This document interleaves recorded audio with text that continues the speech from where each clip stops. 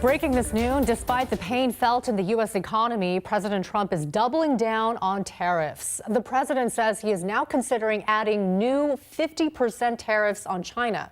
The president is reacting after Beijing retaliated against his tariff announcement last week with a 34% tariff of its own.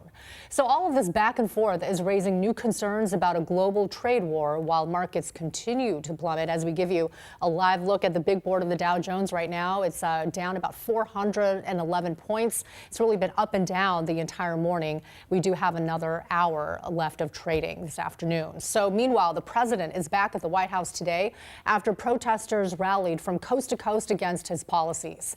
NBC's Alice Barr reports. Hi there. President Trump is standing firmly behind his tariff strategy, comparing the market sell-off to the effects of taking a dose of medicine he believes will ultimately strengthen the economy.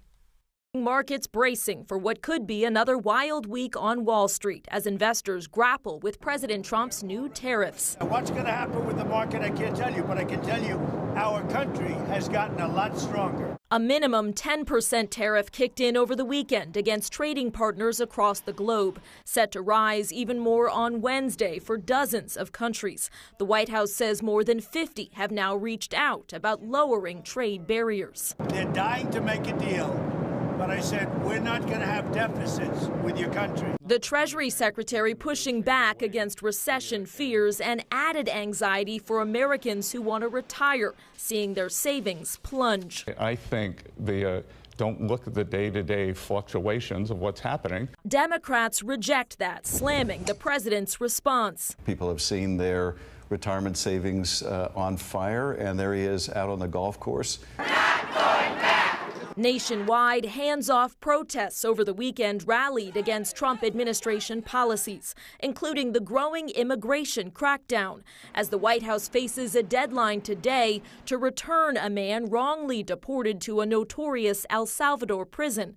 Kilmer Abrego Garcia, a husband and father with no criminal conviction, was granted legal status in the U.S. in 2019, a federal judge saying his detention appears wholly lawless.